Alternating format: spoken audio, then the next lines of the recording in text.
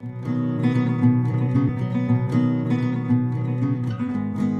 friends, welcome to Anatomy and Physiology video lecture series. Myself, Varaprasad Saka, Assistant Professor, Department of Pharmacology and Pharmacy Practice, Vignan Pharmacy College. Hello friends, today we are going to study about an important system called as urinary system. What is urinary system and what does this urinary system do? Urinary system, which consists of two kidneys, two ureters, and one urinary bladder and one urethra. These kidneys will filter the blood plasma from which the nitrogenous waste are filtered out, and the most of the water and solutes which are filtered are returned to the bloodstream. The remaining unabsorbed water and solutes which forms into urine, which are passed through ureters and stored in the urinary bladder and is excreted through urethra from our body. What are the organs that are present in the urinary system? Urinary system, which consists of, already we studied a pair of kidneys, which are left kidney and right kidney. Ureters, which collects the urine from kidneys. There are left ureters and right ureters, which arises from the kidneys. And urinary bladder, which stores the urine that is secreted from the collecting ducts or ureters. And last one is urethra. And this urethra will help in the passage of urine from urinary bladder to outside of our body. And kidneys. Coming to the anatomy of the kidneys, kidneys are retroperitoneal organs which are present behind the peritoneum and anterior to the posterior wall of the abdomen. And what are the functions of this particular kidneys? What does this kidneys will do, or urinary system? These are all functions of urinary system. What they will do? They'll help in the regulation of blood ionic composition. Ions like sodium, potassium, calcium, magnesium, chlorine, which are present in our body, in our blood especially, they are filtered out to the kidneys, which may increase or decrease of ion levels. Based on the ion levels in our blood, the kidney helps us to maintain the particular ionic balance, and it also helps in the regulation of blood pH. When there is a decrease in ions, like for example, if there is decrease in sodium ions or potassium ions or chlorine ions, there will be automatically fluctuations in pH, and this particular fluctuations in pH, which leads to acidosis or alkalosis condition, metabolic acidosis or metabolic alkalosis conditions. So in order to prevent these particular conditions, our kidneys will maintain the blood pH, and also it maintains the blood volume. Because of the change in the blood volume, there will be changes in the heart rate, blood pressures and etc. So in order to keep the volume of our blood, our kidneys helps in the maintenance of volume, by means of RAS system, renin angiotensin aldosterone system, and enzymatic regulation of blood pressure by means of RAS. And it also maintains the osmolarity of the blood.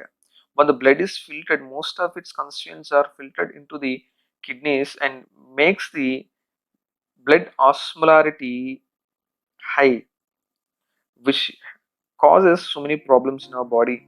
So the kidneys will again brings back to the normal osmolarity, and it also helps in the production of hormones. What are the hormones that are produced by kidneys? And kidney produces calcitriol, a hormone which is similar to vitamin D, and also it produces renin, which helps in the maintenance of our blood pressure and also indirectly in the maintenance of our blood volume. It also helps in the regulation of our blood glucose levels and excretion of waste and foreign substances. Here we can see the position of kidneys. So here we can see the position of kidneys. So kidneys are just below the ribs.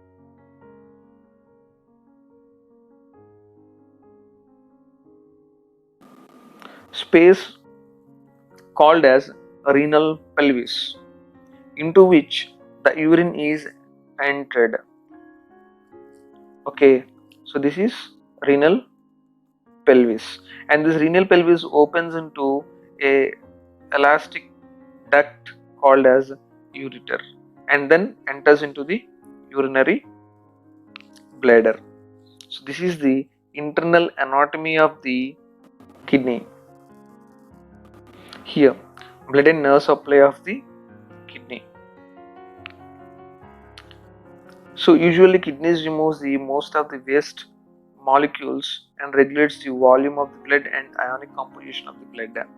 So how and what blood vessels that enter into the kidney and comes out of the kidney? Here we can see a renal artery which enters into the kidneys, which forms into segmental arteries. Means segments mean when it before it enters into the renal pyramids, they are called as segmental arteries, and then they enters into the lobar arteries. Lobar arteries means the lobe. Here we can, I'll show you by drawing here. So this is lobe. So the arteries that enter into the lobes are called as interlobar arteries, and then the interlobar arteries will become afferent arterioles, means they enter into the glomerular capsule, so they become afferent arterioles, and then later they become glomerular capillaries, means in the glomerulus they become glomerular capillaries, and then they come out as efferent arterioles, and efferent arterioles will become peritubular capillaries. Peritubular capillaries means between the nephron tubules they will become peritubular capillaries, and again they will come out of the pyramids out as interlobar veins, like interlobar arteries they become interlobar veins, and then they become arcuate veins. Arcuate veins means here I will show you here. So these are the arcuate veins. These are the arcuate arteries and arcuate veins.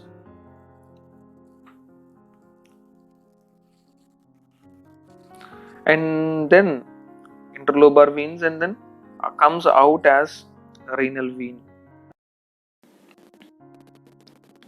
Now the nephron. Nephron, which is consists of two parts. They are corpuscle, renal corpuscle, and renal tubule. Renal corpuscle, which consists of two components. They are glomerulus, which is a capillary network, and glomerular capsule, are also called as Bowman's capsule, which has glomerular capillaries.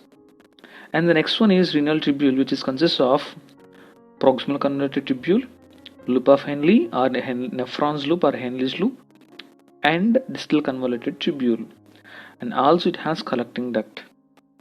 And here we can see the different parts of the nephron. Here we can see the glomerular capsule.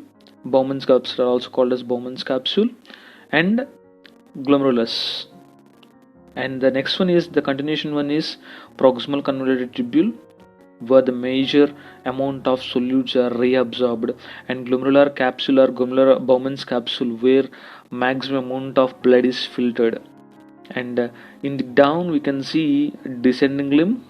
This is the descending limb, and this descending limb which becomes a thinner and thinner and becomes a loop called as Henle's loop of Henle, which is descending limb and ascending limb. Ascending limb has two structures: thin ascending limb and thick ascending limb. And thick ascending limb which is continued as distal convoluted tubule. Here it is the distal convoluted tubule. This is the distal convoluted tubule, and here the distal convoluted tubule, which forms a major important structure called as juxtaglomerular apparatus. Here it forms juxtaglomerular apparatus. by means of efferent arteriole and efferent arteriole. In between efferent and efferent arteriole, there will be uh,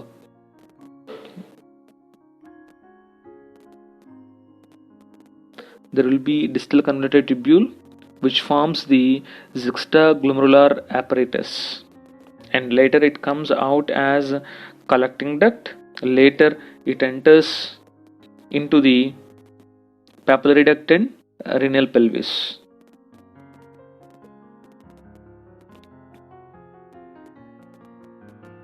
And renal corpuscles. In the renal corpuscles, we can see two layers.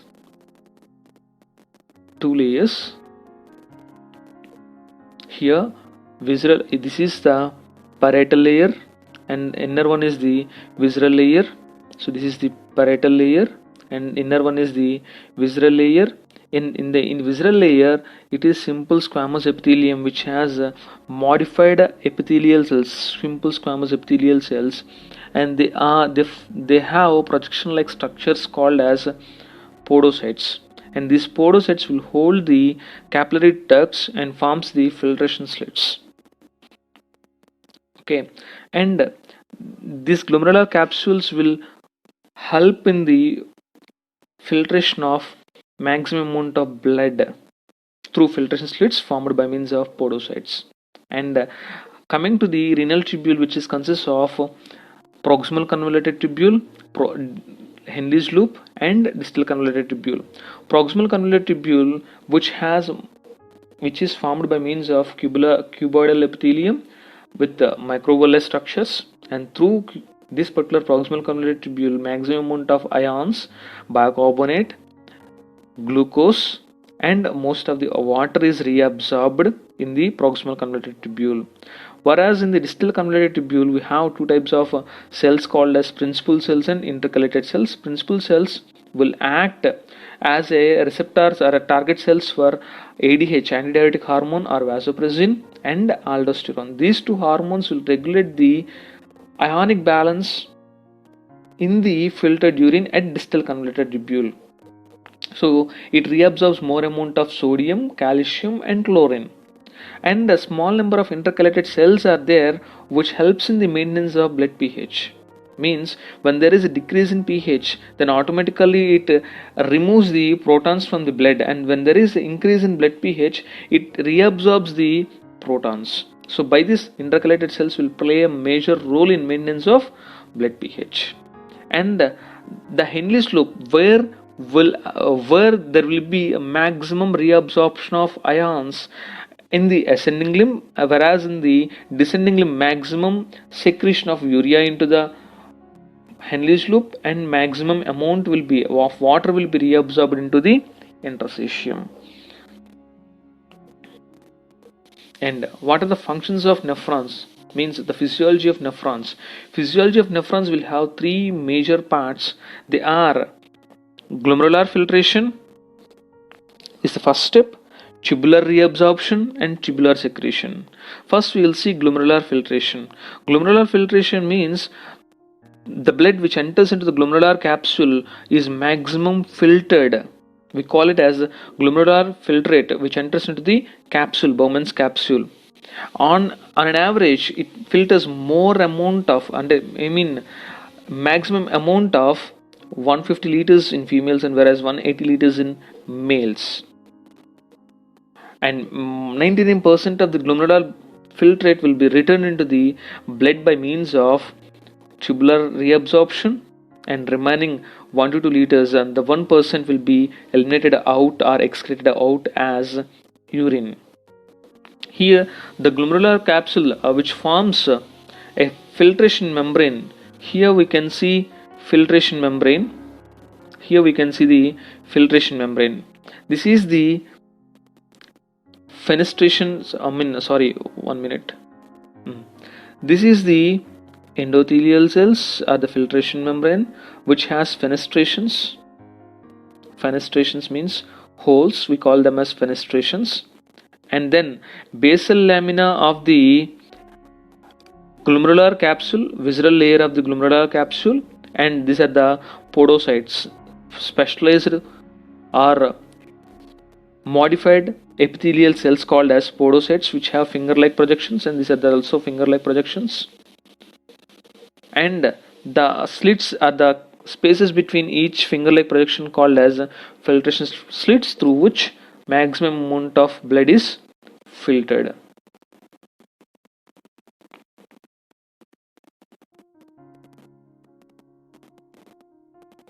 And here we can see nephron structure in brief. So this is the Bowman's capsule, glomerular capsule through which blood is filtered. Here we will take glomerular filtration, and here maximum in every part of the uh, renal tubule will have both tubular reabsorption and tubular secretion, and we'll study it in next slides. Here the principles of filtration.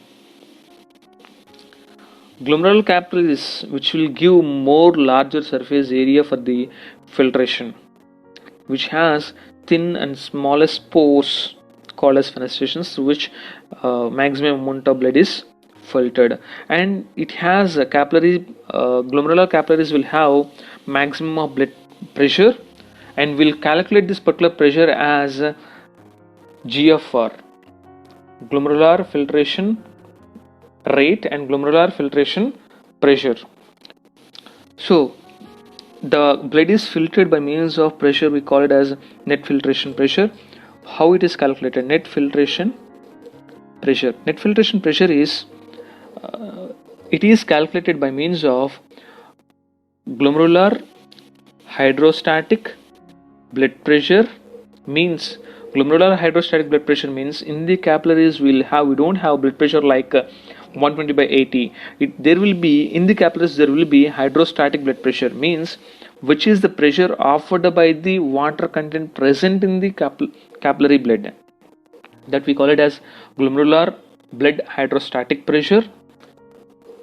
And it is resisted, or another pressure is offers resistance over this particular pressure, which is capsular hydrostatic pressure. Capsular hydrostatic pressure. Here again I will write net filtration pressure is equal to glomerular hydrostatic blood pressure, which is minus means opposite force is acting on that is capsular hydrostatic pressure. And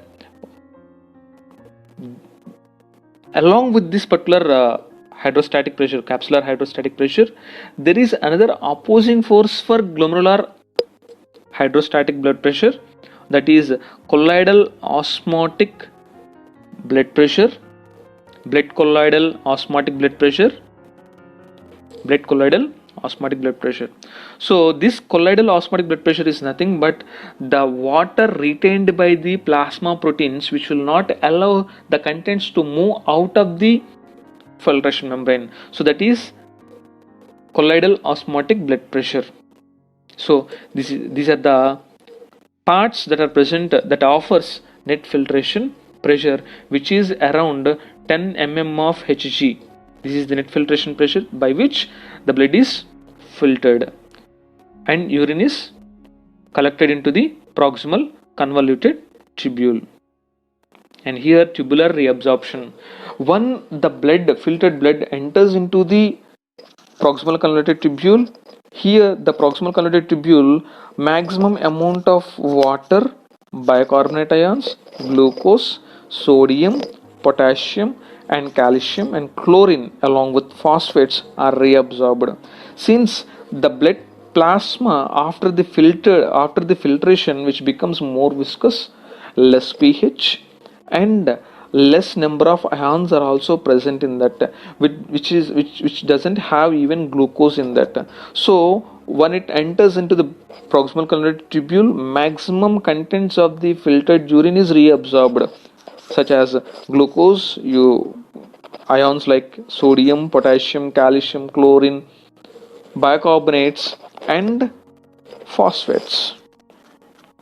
And when it enters into the Henle's loop, means descending limb of the Henle's loop, there will be secretion of urea into the lumen of the kidneys, nephrons, and Henle's loop of the nephrons, and more amount of water is moved out from the descending limb of Henle's loop. Descending limb of Henle's loop is only permeable to only water and urea. Urea will be secreted into the lumen, whereas from the lumen water is filtered out or reabsorbed out into the bloodstream.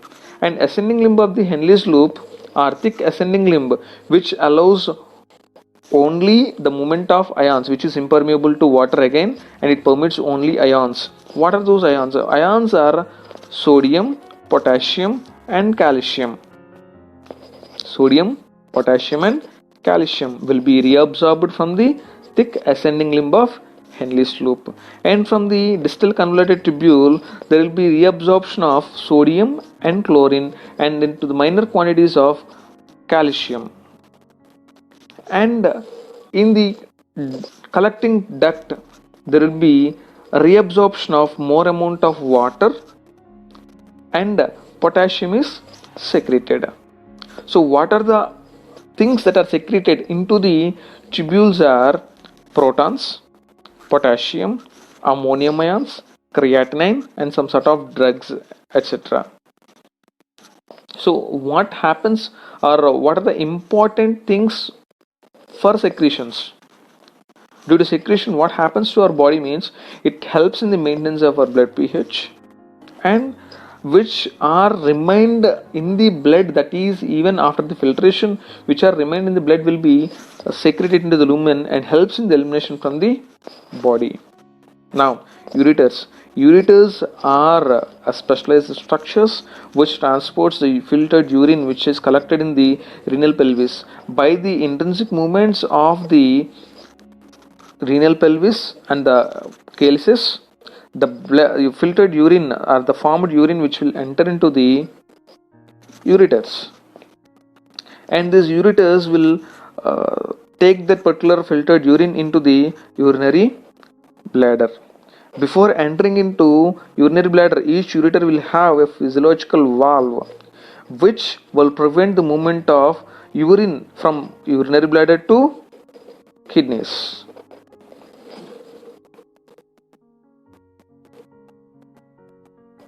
So here we can see ureters and then urinary bladder.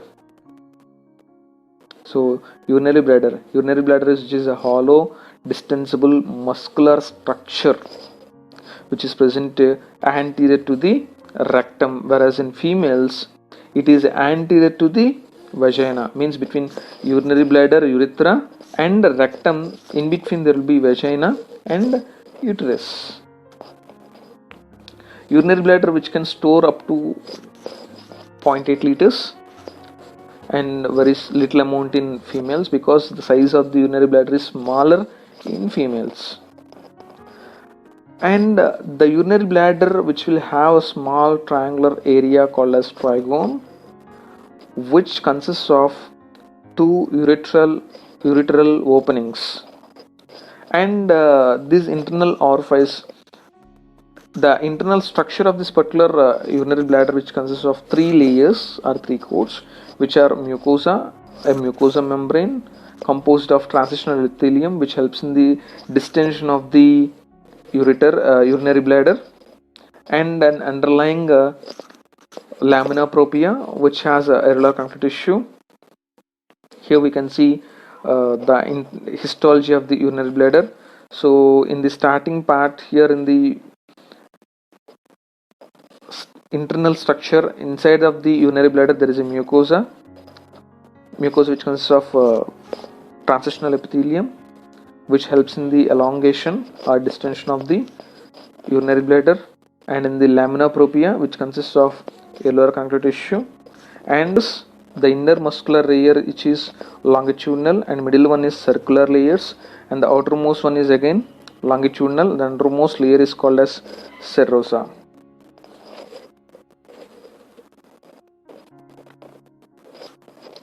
And the external the urethra will have, the urinary bladder will have sphincters, the external urethral sphincter and then internal external urethral sphincter and internal urethral sphincter. The circular fibers means the circular layer of muscles which forms internal urethral sphincter, and the external urethral sphincter which composed of skeletal muscles which is formed from the surfaces of adventitia which helps in the holding of urine, and the outermost layer is called as serosa which is a layer of peritoneal layer.